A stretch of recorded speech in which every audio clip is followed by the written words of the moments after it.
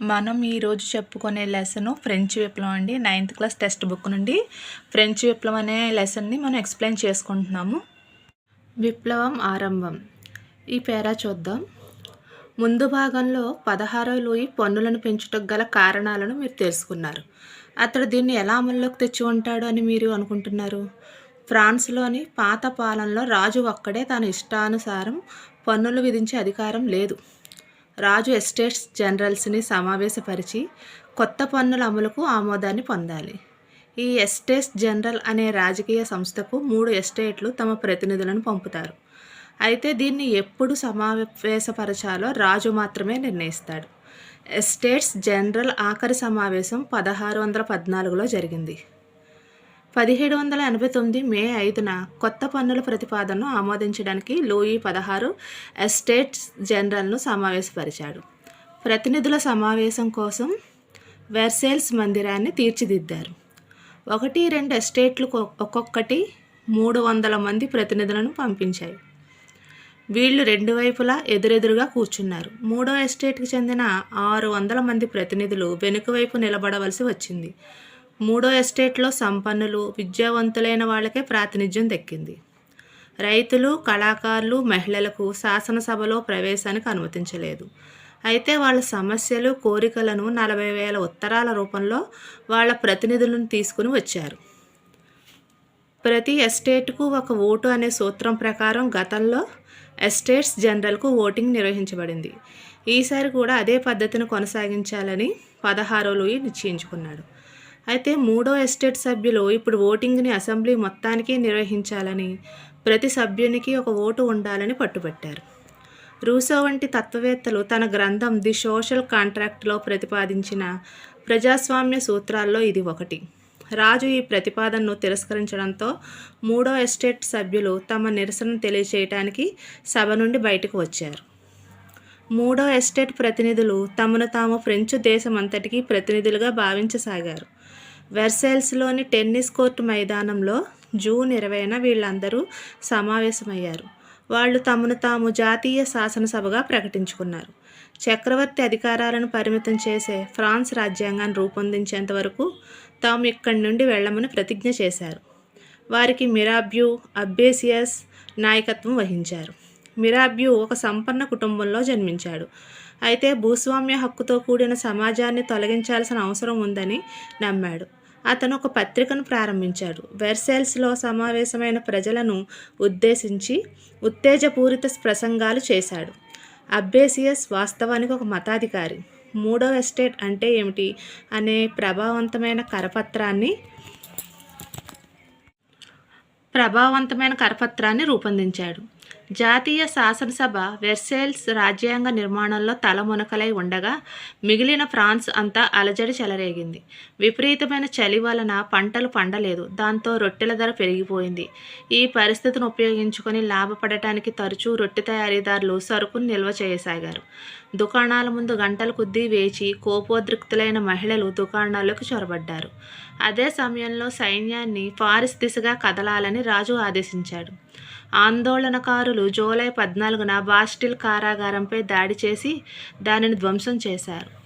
ఈలోగా పల్లె ప్రాంతాల్లో పండిన పంటలను నాశనం చేయడానికి ప్రభువులు దోపిడీ దొంగల ముఠాలను కిరాయికి నియమించారనే వదంతులు గ్రామం నుండి గ్రామానికి వ్యాపించాయి. భయంతో ఉన్మాదానికి లోనైన రైతాంగం అనేక జిల్లాల్లో కత్తులు, పలుగులు తీసుకొని చాటోల మీద దాడి చేశారు. అక్కడ ఆహార నిల్వలను దోచుకున్నారు. ప్రభువులకు చెల్లించవలసిన అప్పుల వివరాలకు సంబంధించిన పత్రాలను తగులబెట్టారు. కులీన వర్గానికి చెందిన అనేక మంది తమ ఇళ్ల నుండి పారిపోయారు. వీరిలో చాలామంది విదేశాలకు వలసపోయారు.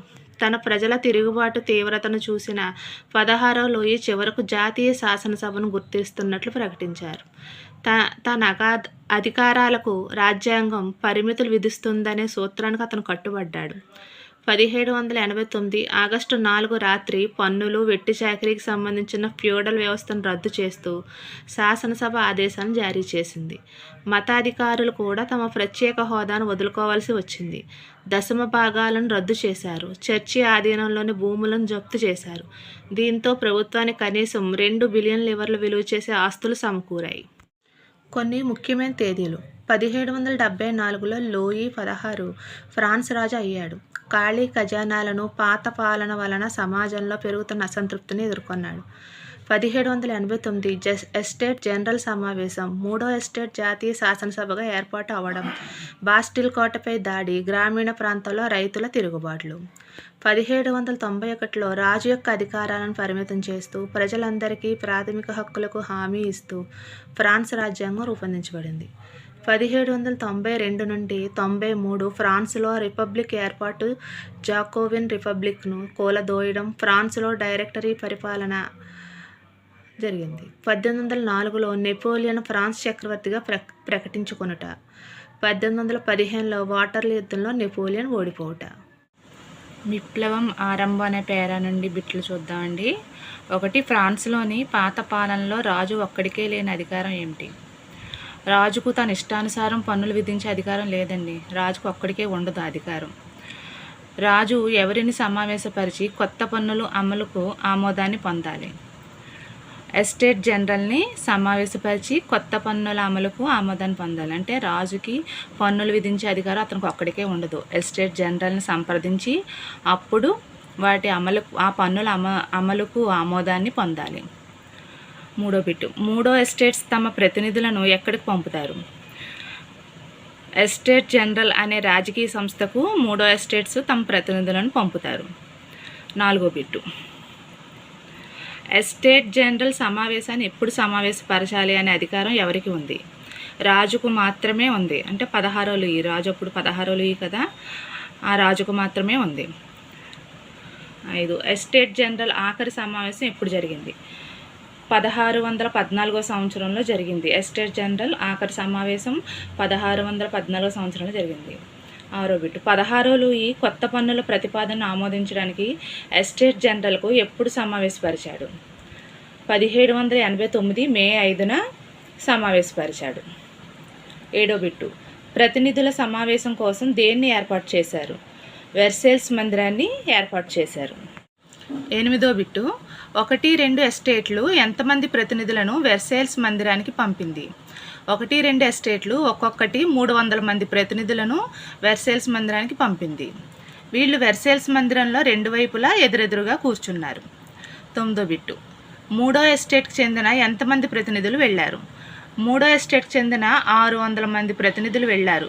ఈ 600 మంది ప్రతినిధులు వెర్సేల్స్ మందిరంలో వెనుక వైపు నిలబడవలసి వచ్చింది. ఫస్ట్ 2 నుండి వెళ్ళిన 300 మంది ఏమో ఎదురెదురుగా కూర్చున్నారు. వీళ్ళు మాత్రం మూడో ఎస్టేట్కి చెందిన 600 మంది మాత్రం ఒక పక్క వెనకగా నుంచున్నారనమాట వాళ్ళకి. 10వ బిట్టు, మూడో ఎస్టేట్లో ఎవరికి ప్రాతినిధ్యం దక్కింది? మూడో ఎస్టేట్లో సంపన్నులకు, విద్యావంతులకే ప్రాతినిధ్యం దక్కింది. మూడో ఎస్టేట్ నుండి వెళ్ళారు కదండి, వాళ్ళు ఎవరంటే సంపన్నులు, విద్యావంతులు మాత్రమే వెళ్ళారనమాట. 11వ బిట్టు, మూడో ఎస్టేట్లోనే ఉన్న ఎవరికి శాసనసభలోకి అనుమతి లేదు? రైతులకి, కళాకారులకి, మహిళలకు అనుమతి లేదు. అయితే వాళ్ళ సమస్యలు, కోరికలను 40,000 ఉత్తరాల రూపంలో వాళ్ళ ప్రతినిధులు వెర్సేల్స్ మందిరానికి తీసుకొని వెళ్ళారు. 12. గతంలో ఓటింగ్ ఎలా నిర్వహించబడేది? ప్రతి ఎస్టేట్కు ఒక ఓటు అనే సూత్రం ప్రకారం గతంలో ఓటింగ్ నిర్వహించబడేది. 13. 16వ లూయి ఓటింగ్ను ఏ విధంగా నిర్వహించాలని అనుకున్నాడు? 16వ లూయి ప్రతి ఎస్టేట్కు ఒక ఓటు అనే సూత్రం ప్రకారమే ఓటింగ్ నిర్వహించాలని అనుకున్నాడు. 14వ బిట్టు, మూడో ఎస్టేట్ సభ్యులు ఓటింగ్ ఎలా ఉండాలని ఆశించారు? అసెంబ్లీ మొత్తానికి ఓటింగ్ నిర్వహించాలని, ప్రతి సభ్యునికి ఒక ఓటు ఉండాలని పట్టుబట్టారు. రూసో ప్రతిపాదించిన ప్రజాస్వామ్య సూత్రాల్లో ఇది ఒకటి. 15వ బిట్టు, రూసో ప్రతిపాదించిన ప్రజాస్వామ్య సూత్రాలు కలిగిన గ్రంథం ఏమిటి? The social contract. 16వ బిట్టు, రాజు మూడో ఎస్టేట్ ప్రతిపాదనను తిరస్కరించడంతో వారు తమ నిరసనను ఏ విధంగా తెలియజేశారు? తమ నిరసనను తెలియజేయడానికి సభ నుండి బయటికి వచ్చారు మూడో ఎస్టేట్ వాళ్ళు. 17వ బిట్టు, మూడో ఎస్టేట్ ప్రతినిధులు తమను ఏ విధంగా భావించసాగారు?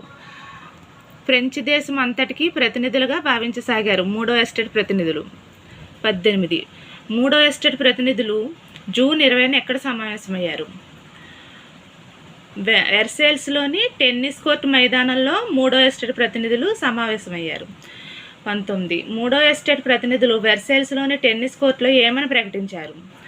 తమను తాము జాతీయ శాసనసభగా ప్రకటించుకున్నారు. 20వ బిట్టు.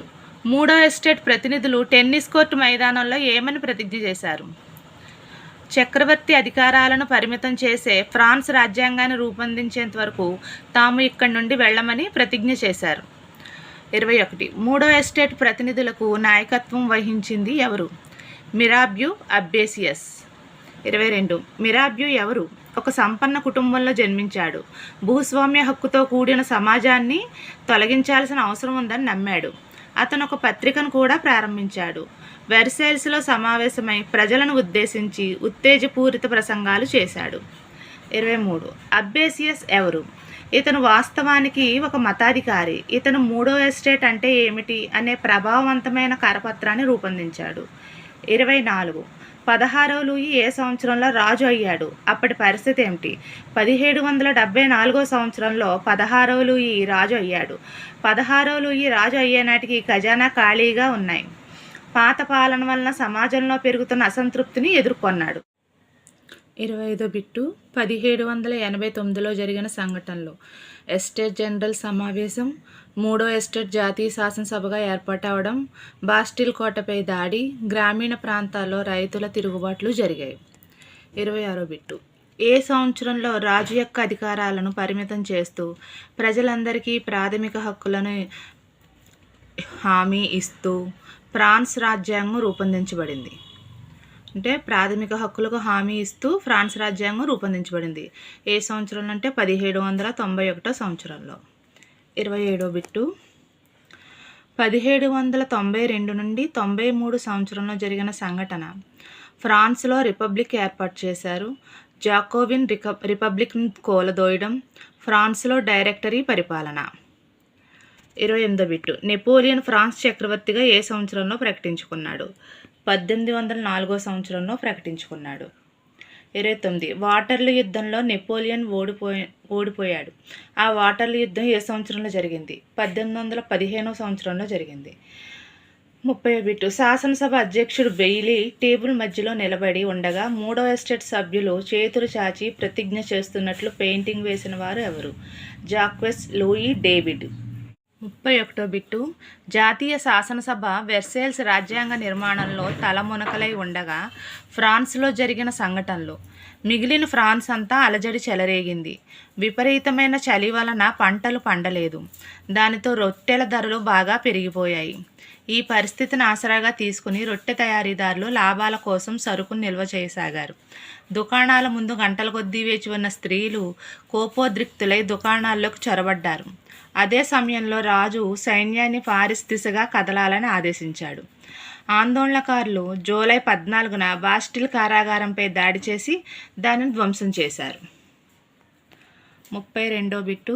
పల్లె ప్రాంతాల్లో ఏ వదంతులు గ్రామానికి వ్యాపించాయి? ప్రభువులు దొంగల ముఠాలను పండిన పంటలు నాశనం చేయడానికి కిరాయికి నియమించారని వదంతులు గ్రామానికి వ్యాపించాయన్నమాట. 33వ బిట్టు. భయంతో ఉన్మాదానికి లోనైన రైతాంగం ఏం చేసింది? కత్తులు పలుగులు తీసుకుని అనేక జిల్లాల్లో చాటోల మీద దాడి చేశారు. అక్కడ ఉన్న ఆహార నిల్వలను దోచుకున్నారు. ప్రభువులకు చెల్లించవలసిన అప్పుల వివరాలకు సంబంధించిన పత్రాలను తగలబెట్టారు. 34వ బిట్టు. రైతులు తిరుగుబాటు సమయంలో కులీన వర్గానికి చెందినవారు ఏం చేశారు?